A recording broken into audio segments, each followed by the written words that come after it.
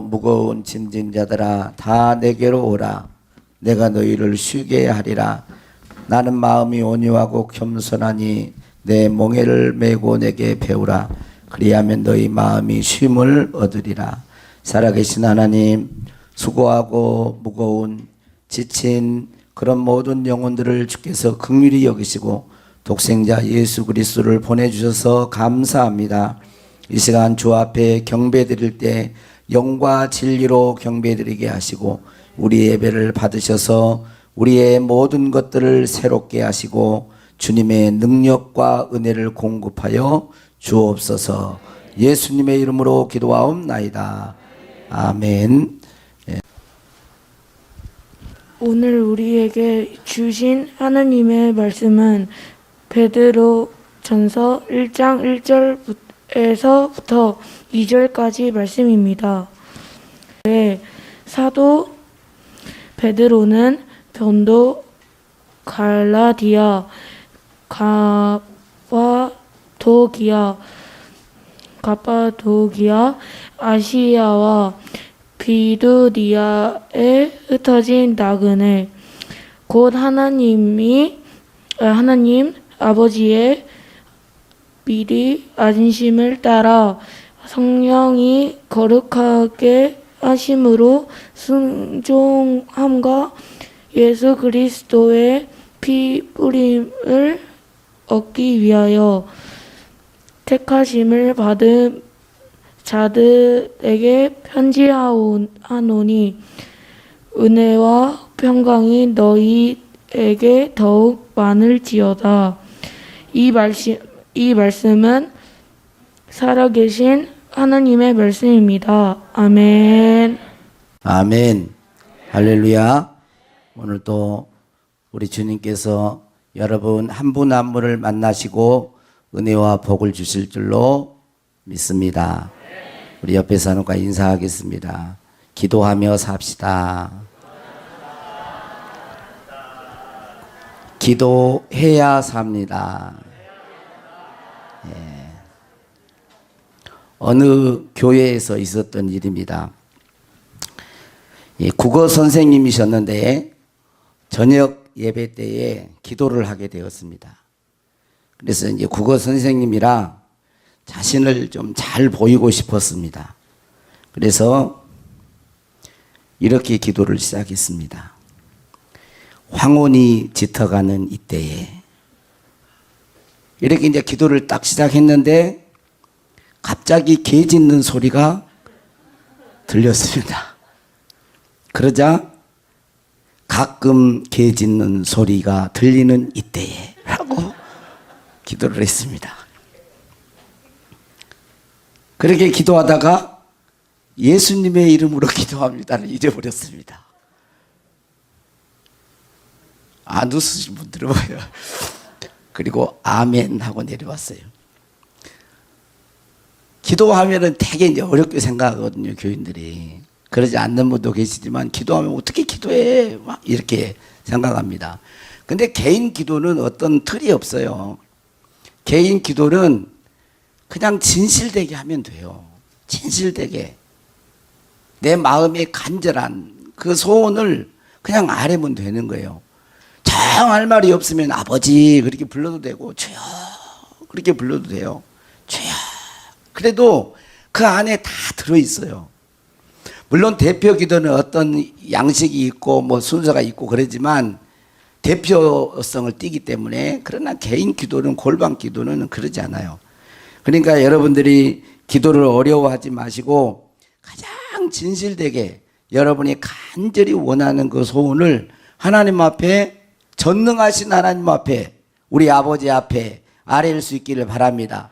그리고 올 한 해에 여러분도 다 응답받고 바라는 소원들이 이루어진 한 해가 되기를 주의 이름으로 축복합니다.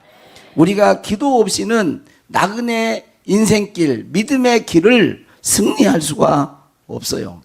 그래서 오늘 본문 말씀을 뭐라고 정했냐면 제목을 하나님의 택함받은 나그네 그랬어요. 하나님의 택함받은 나그네라고 했습니다. 베드로 전서는 예수님의 수제자였던 베드로가 성령의 감동을 따라서 기록한 것입니다.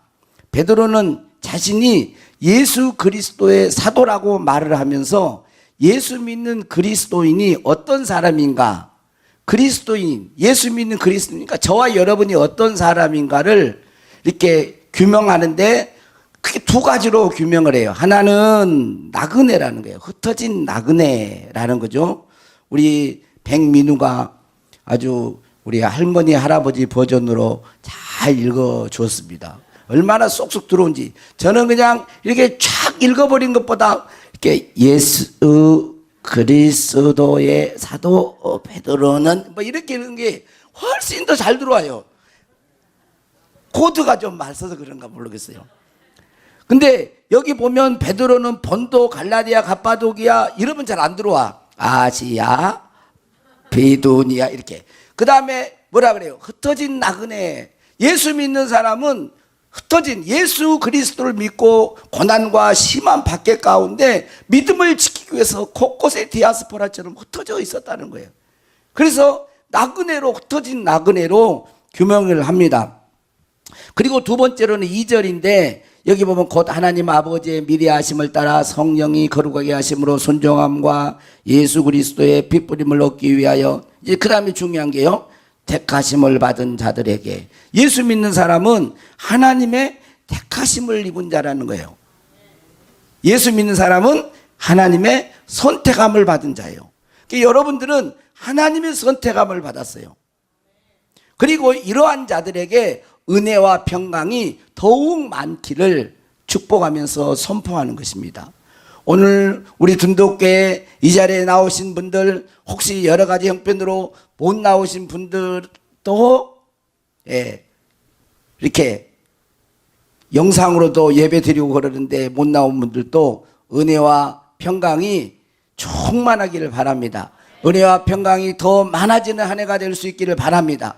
은혜는 뭐냐면 값없이 주어지는 거예요. 어떤 대가가 있어서 준 게 아니고 값없이 주어지는 그 은혜가 하나님 아버지로부터 주어지는 것입니다. 부모가 자식을 사랑할 때 뭐 대가를 바라고 그러지 않잖아요. 부모니까 은혜를 베푸듯이 하나님 아버지가 우리에게 은혜를 베풀어 주신 것이 많아지기를 바랍니다. 그리고 평강은 온전한 상태예요. 평강은 마음이 편안하다, 그런 의미도 있지만 온전한 상태, 그러니까 결핍이 없는 것, 건강적인 것, 정신적인 것, 주님과의 관계적인 것, 그래서 부족함이 없는 온전한 상태가 평강인 거예요. 이 은혜와 평강이 충만하기를 축복합니다. 예수 믿는 사람은 어떤 사람이라고 했죠? 첫 번째로 나그네라는 거예요. 나그네, 흩어진 나그네라고 말을 했습니다. 여기 나그네는 정처 없이 떠돌아다니는 방랑자라는 그런 뜻이 아닙니다. 어떤 목적지를 향해서 가는 순례자라는 그런 뜻이에요. 그런데 여기는 나그네라고 번역을 했습니다. 나그네는 남의 땅에 가서 살고 있는 사람입니다. 그래서 이 말은 신자는 이 세상에서 나그네로 살고 있다는 거예요. 그러니까 이 세상은, 예수 믿는 우리는 이 세상이 영원히 살 세상이 아니고 우리의 진짜 고향이 아니에요. 본향이 아니에요. 우리의 진짜 본향, 고향은 어디예요? 천국이라는 거예요. 하나님의 나라. 하나님의 나라가 진짜 우리의 본향이고 우리의 진짜 나라예요. 이 세상은 잠시 잠깐 왔다 가는 나그네 인생길이에요. 길면 80, 100 이렇게 살다가 가는 것입니다. 우리는 나그네로 살지만 천국 소망이 있고 하나님의 나라가 우리의 본향이 된 줄로 믿습니다. 그래서 복음성가에도 그런 복음성가가 있잖아요. 제가 이 복음성가 참 좋아하는데, 죄 많은 이 세상은 내 집안이요, 내 모든 보화는 저 하늘에 있네. 저 천국 문을 열고 나를 부르네. 나는 이 세상에 정들 수 없도다. 저 영광의 땅에 나 길이 살겠네. 손잡고 승리를 외치는 성도들, 이 기쁜 찬송 하늘 울려 퍼지네. 나는 이 세상에 정들 수 없도. 같이 오주님 같은 친구 없도다. 저 천국 없으면 난 어떻게 하나. 저 천국 문을 열고 나를 부르네. 나는 이 세상에 정들 수 없도다. 죄 많은 이 세상은 내 집이 아니에요. 진짜 집이 아니에요. 언젠가 하나님이 부르시면 가는 거예요. 그래서 우리는 나그네의 힘을 알아야 됩니다.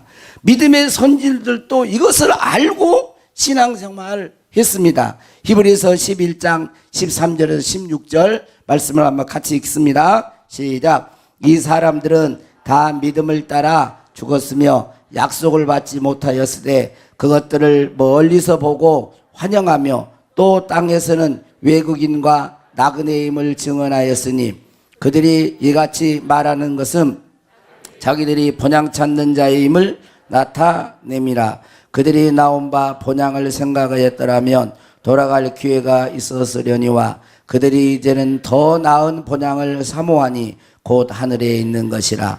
이러므로 하나님이 그들의 하나님이라 일컬음을 받으심을 부끄러워하지 아니하시고 그들을 위하여 한 성을 예비하셨느니라. 하나님의 백성들을 위해서 한 성을 예비했어요. 이 성이 우리가 진짜 그때는 눈물이 없고 아픈 것이 없고 곡하는 것이 없고 관계에 이그러짐이 없고 죄가 없고 마귀가 없고 죽음이 없고 예수님이 왕으로 통치하시는 물론 나라, 그 나라가 우리에게 있는 거예요. 저는 이 땅에 살면서 나라가 대통령이나 이런 정치하는 분들이 잘 정치해서 복지제도가 좋아지기를 참 바라는 사람 중에 한 사람입니다. 그런데 한번 생각해 보세요. 인간이 복지제도를 잘하면 의료비 대주고 뭐하고 소외된 사람 뭐하고 막 해주겠죠. 근데 죽음도 못 없애요. 아픈 거 못 없앱니다. 저는 아무리 해야 되지만 온전하지를 않는 거예요. 온전하지를. 우리는 하나님의 나라, 여러분 어디 하나만 아파도요 진짜 힘들잖아요. 저녁에 잠도 못 자고.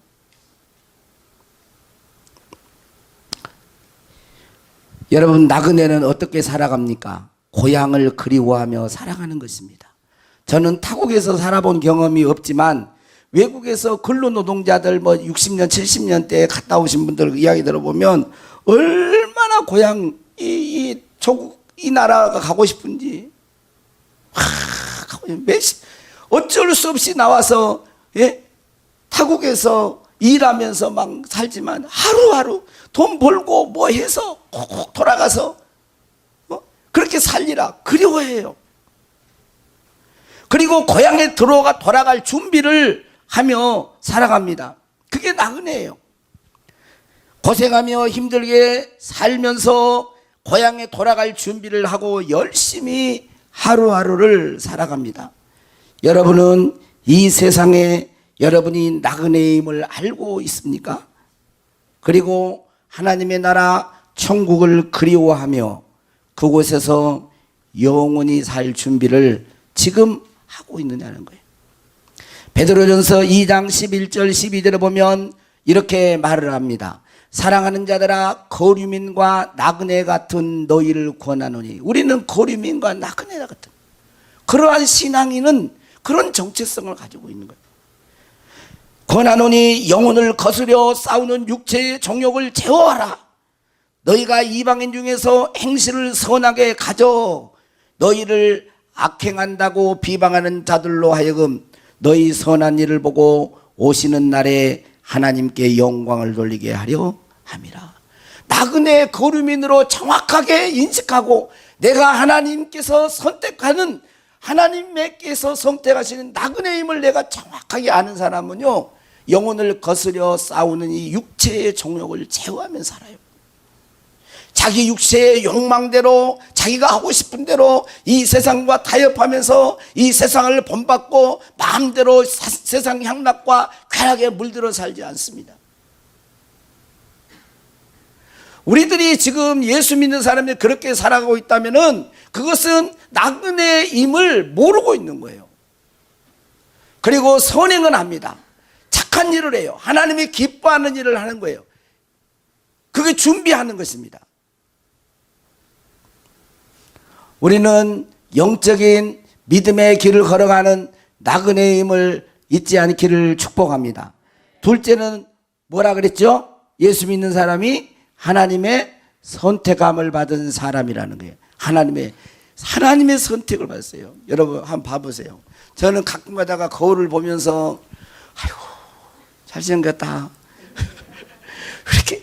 왜냐하면 내가 그런 게 아니고 여러분 하나님이 여러분을 선택한 거. 이게 요즘 공무원 시험 얼마나 어려워요. 진짜 딸이 없어서 그렇지만 여러분 만점을 맞아야 되는 이런 이게요. 한 60, 70점, 90점 정도 맞으면 몇 개 틀려도 되는데요. 만점을 맞는 것은 3배, 4배의 공부를 더 해야 돼요. 왜냐하면 어디서 문제가 나올지 모르니까 양이 많은 거예요. 이게 참 어렵더라고요. 지금 몇 년 하고 있는데요. 근데 공무원 이 합격해가지고 선택하고 이건 나라의 선택이에요. 나라가 인정해 주는 거잖아요. 그것만 봐도 너무너무 기쁜데, 나라가 인정을 선택해 줘도 기쁜데, 여러분 하나님의 나를 선택해 주셨다? 이건 비교할 수 없을 만큼 기쁜 거예요. 세상은요 선택했다 좀 필요 없으면 버리기도 하고 이럽니다. 근데 하나님은 선택하면 영원토록 버리지 않는다는 거예요. 내가 세상 끝날까지 함께하리라 하시는 거예요. 하나님의 선택은 선택했다 버렸다 이러질 않아요. 그 얼마나 귀한 선택이에요. 하나님이 여러분을 콕 찍어서 다 보시고 두루 살피시면서, 나는 볼 때 부족한 부분이 많고 연약한 부분이 많아도 하나님 보시기에는 아주 그냥 너무너무 사랑스러워. 그런 옆에 분에게 그런 줄이나 아시냐고 물어봐봐. 하나님이 그냥 홀딱 반해가지고 여러분을 사랑하신 줄 아세요? 이게 보통 일이 아니에요. 이게 지금 잘 몰라서 그러지. 이거 엄청난 거예요. 그래서 여기 보면 2절에 보면 곧 하나님 아버지의 미리 아심을 따라, 이 미리 아심을 따라 이 말은 뭐냐면, 하나님이 딱 보니까 네가 앞으로 착하게 살 거다 나쁘게 살 거다 이걸 딱 미리 알고 착하게 살 줄 알고 선택했다는 그런 말이 아니에요. 여기 미리 아심이라는 말은 미리 사랑하셨다는 거예요. 미리 우리를 사랑하셨다는 것입니다. 그래서 우리를 선택했다는 거예요. 왜 선택했느냐면 뒤에 보면은 예수 그리스도의 피 뿌림을 얻기 위하여. 그래서 예수 그리스도의 피 뿌림을 왜 사랑해서 우리를 선택했냐? 예수 그리스도의 피를 뿌려주시기 위하여. 이 말은 죄 많은 우리들에게 피를 뿌려서 죄를 용서해 주시기 위하여 그 말이에요. 예수님의 피 뿌리면. 여러분 죄는요 이 땅에서도 죄인은 다 드러나면요 감옥 갑니다. 감옥 가요. 여러분 이 죄가요 하나님 앞에 죄가 씻어지지 않으면 이 지옥 가는 거예요.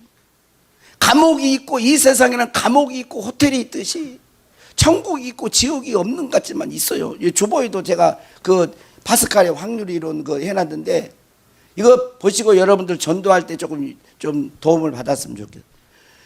천국과 지옥이 있어요. 죄값이 있으면 죄값으로 지옥 가는 거예요. 근데 예수님이 왜 우리를 그렇게 사랑했느냐, 사랑해서 선택했느냐? 예수님의 피를 뿌려서 우리의 죄를 깨끗하게 씻어주고 의롭게 하시려고, 의인 만드시려고 그렇게 하셨다는 것입니다. 그리고 그 목적이 뭐냐면 여기 미리 아심을 따라 그러면서 성령이 거룩하게 하심으로 순종함과 그랬어요. 그러니까 왜 이렇게 피를 뿌려서 선택 사랑해서 피 뿌려가지고 죄 용서에 이렇게 했느냐? 이것은 누구의 역사냐? 성령의 거룩하게 하심 역사라는 거예요. 성령이 거룩하게 해서 그 다음에 순종함과 그랬어요. 그러니까 예수 그리스도께서 우리를 선택하신 이유는 핏뿌림만 있는 게 아니고 순종을 위해서도 우리를 선택하셨다는 것이 됩니다. 우리는 하나님의 선택함을 입은 하나님의 백성이지만 우리는 이 세상에서는 나그네로 살고 있음을 잊어서는 안 됩니다. 믿음의 순례자인 것입니다. 그래서 이 세상의 쾌락과 욕심 때문에 믿음의 길을 놓아서도 안 됩니다. 환난과 박해가 와도 굴하지 않아야 합니다. 능히 믿음으로 승리해야 될 줄로 믿습니다. 하나님이 예비하신 새 하늘과 새 땅에 입성하기까지 예수 그리스도를 바라보고 순례의 길을 걸어가야 합니다. 광주, 우리 이제 전남 보면 광주 광역시가 있어요. 광주 광역시에 가보면 양림동이라는, 양림동, 아마 다 아실 거예요. 근데 제가 혹시 모를 분이 있는 것 같아요. 양림동이 있는데 이 양림동은 광주의 복음이 처음 들어온 곳이에요. 선교사들이 이곳에 와가지고 복음을 전하고 학교를 세웠어요. 수피아이하고 막 이런 학교를 세웠어요. 그게 1900년대예요. 병원을 세웠어요. 재중병원이에요.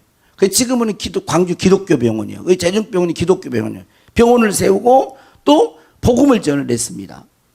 그리고 거기에 보면은 호남신학대학교가 있어요. 호남신학대학교.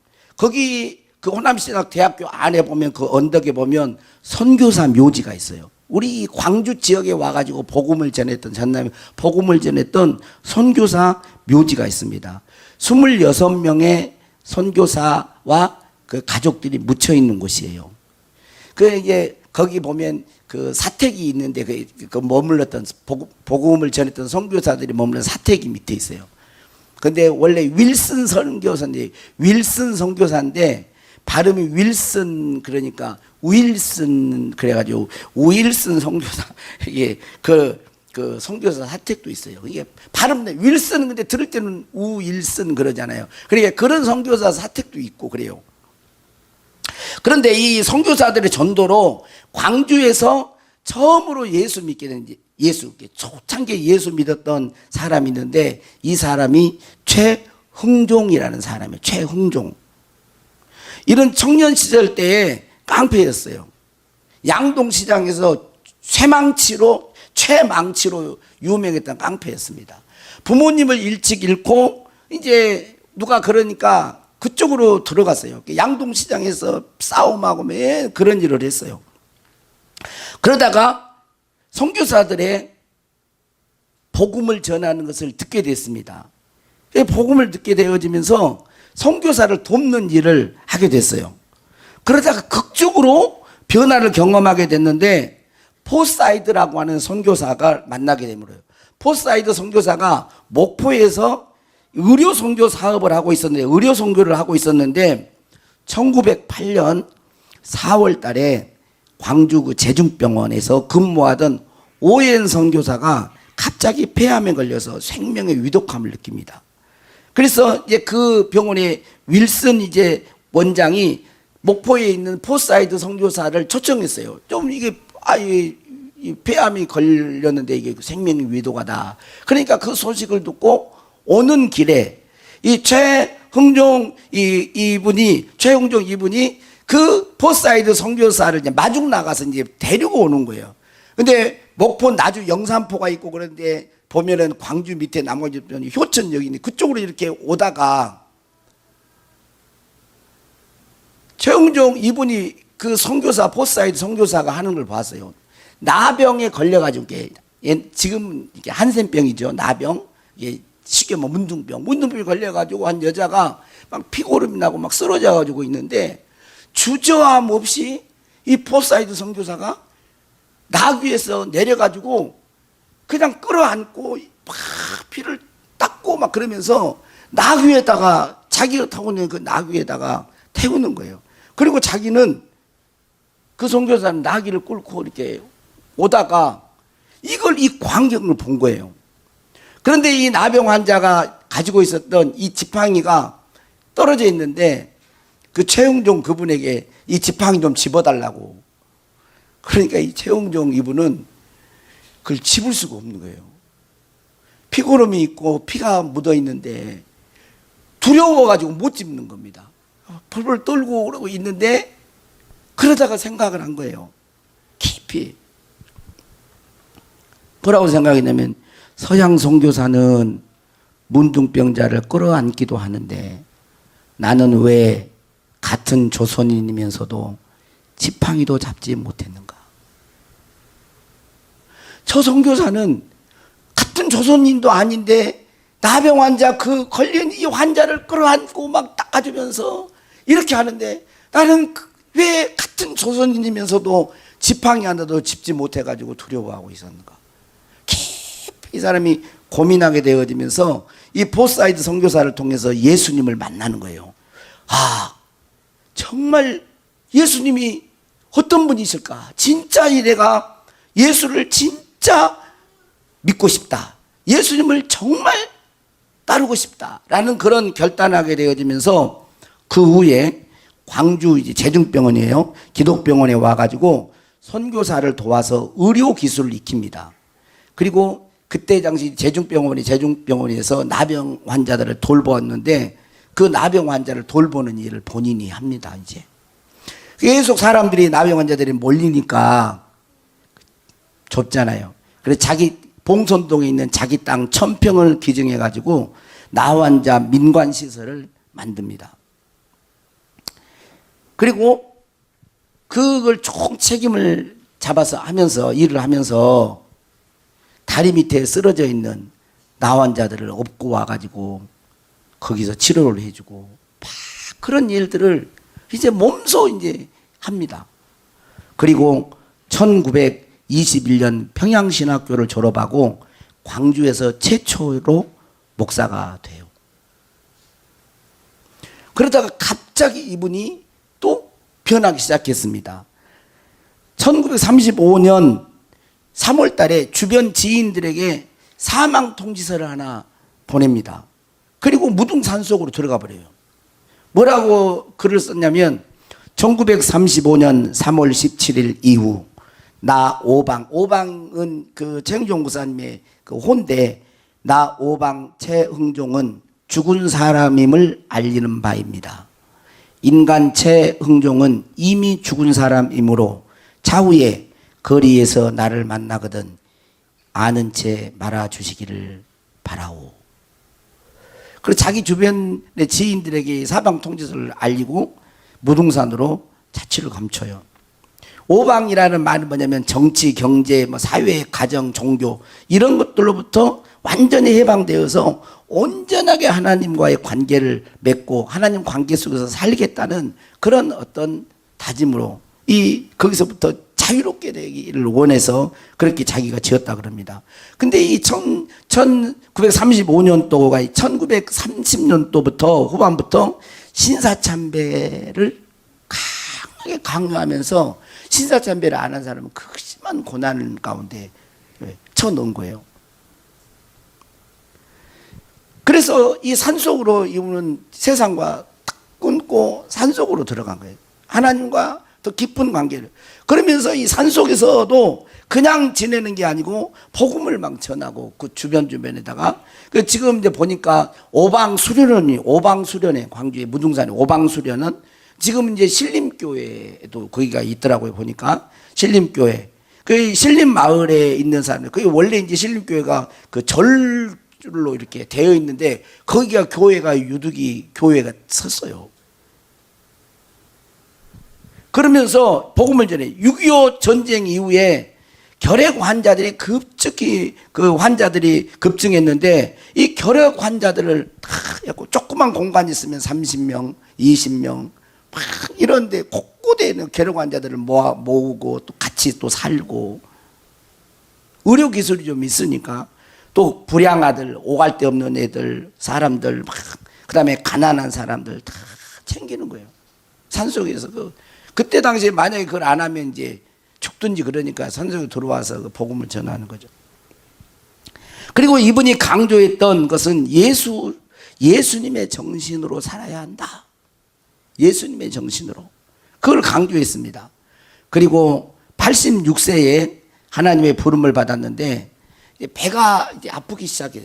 근데 이분이 배가 아픈데 음식을 이제 그분 밑에서 제자로 있었던 걸 들었는데 배가 아픈데 자기가 배가 아프니까 지금 이 병은 살 수 없는 병이구나를 알았어요. 이분이 알았대요. 그래가지고 그때부터 음식을 먹었으면 곧 죽을 텐데 안 낫고 단식으로 들어갔어요. 물도 안 먹고 아무것도 안 먹고 단식으로 들어갔는데 86세, 이게 1966년 5월 18일 최초로 광주에서 사회장으로 치러졌습니다. 환자들, 가난한 자들, 불안한 자들 많은 광주 시민들이 최초로 사회장으로 치러졌어요. 이분이 최영경 목사님. 그래서 제가 옛날 흑백 사진을 봤는데요.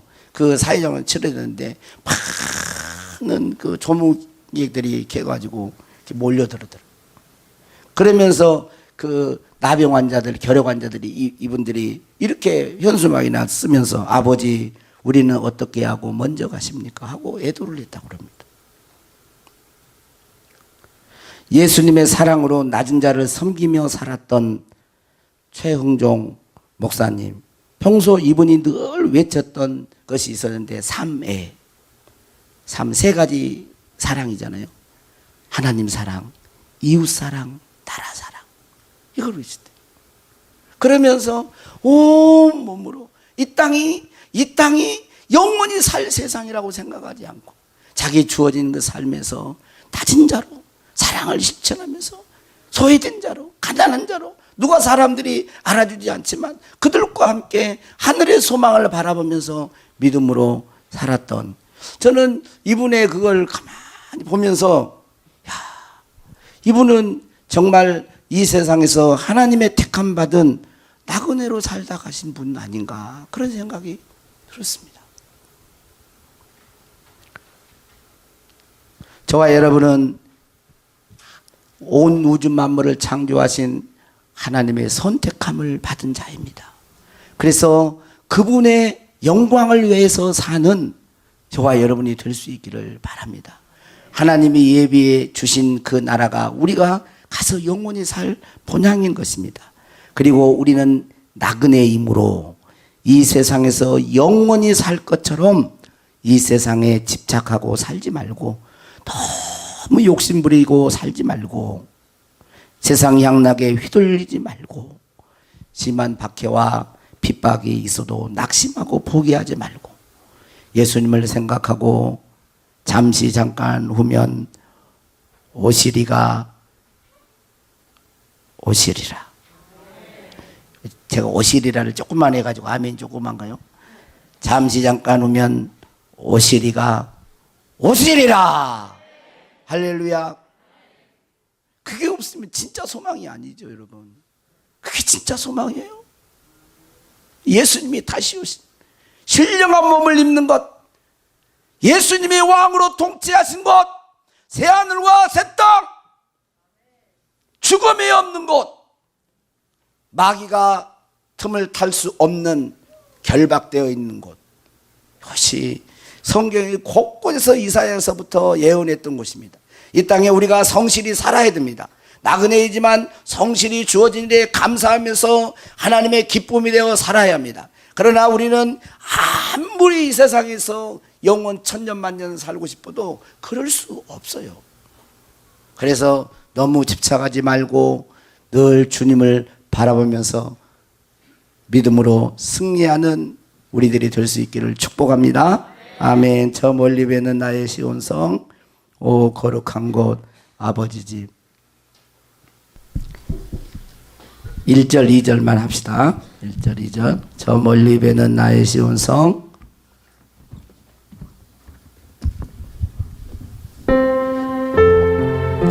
전 이 복음상을 참 좋아합니다. 힘 빼고 불러요. 힘 빼고 그냥 힘 주고 부르면 드러내서 편안하게.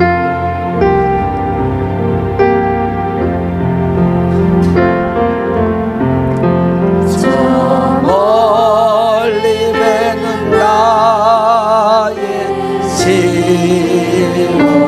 시온성, 저 거룩한 곳 아버지 집, 내 사모하는 집에 가고자 한 밤을 세웠네.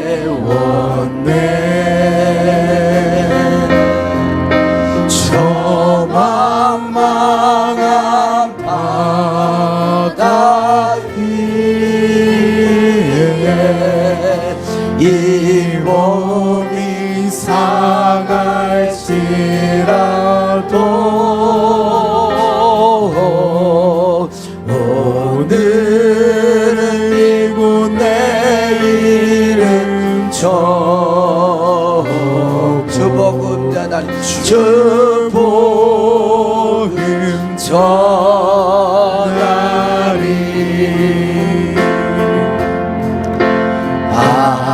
아득한 나의 갈 길 다 가고 저 동산에서 편히 쉴 때 내 고생 나는 모든 일들 주께서 하시리 주께서 하시리 빈들이나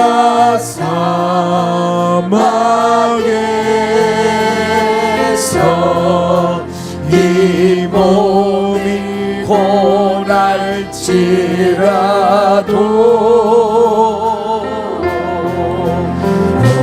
내 주 예수 날 사랑하사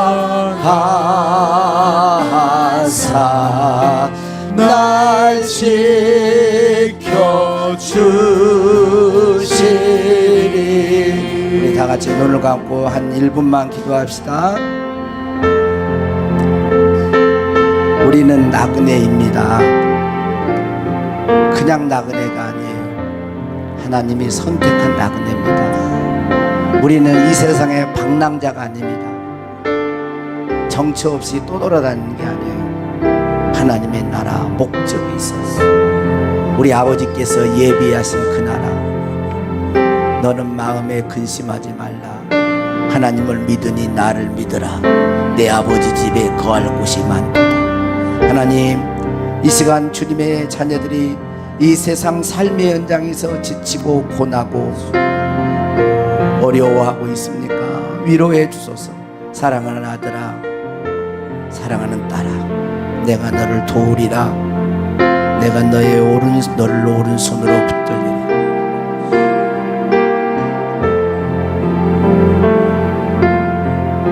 주여 위로해 주시고 우리는 본향을 향하여 갑니다.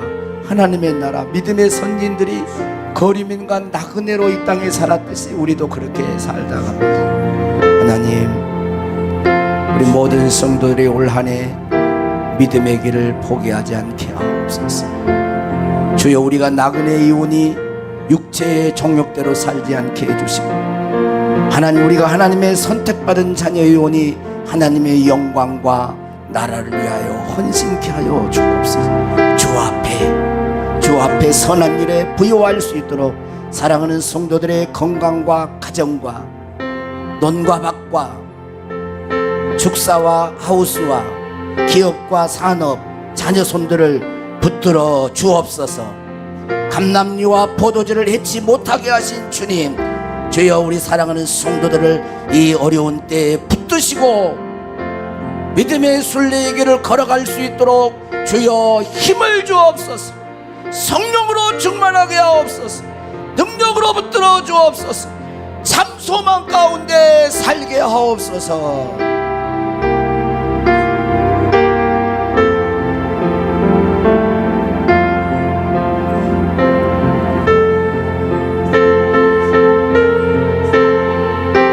주님 감사합니다. 예수 그리스도의 이름으로 기도하옵나이다. 아멘.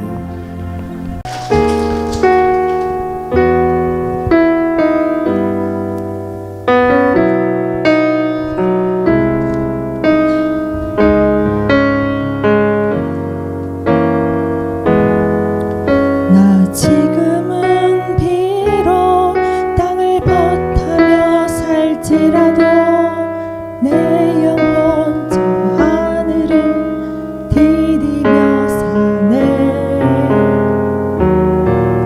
내 주님 계신 눈물 없는 곳, 저 하늘에 숨겨둔 내 소망 있네. 고픈 얼굴들 그리운 이름들 많이 생각나. 때론 가슴 터지도록 기다려지는 곳, 내 아버지 너른 품날 맞으시는 저 하늘에 쌓아둔 내 소망 있네. 주님 그 나라에 이를 때까지 순례의 걸음 멈추지 않으며, 어떤 시련이 와도 나 두렵지 않네. 주와 함께 걷는 이 길에.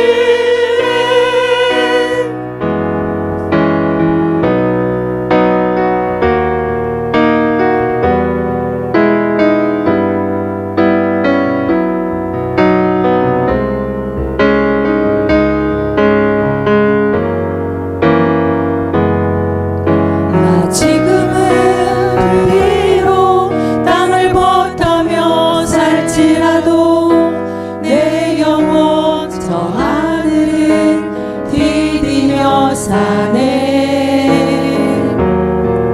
내 주님 계신 눈물 없는 곳,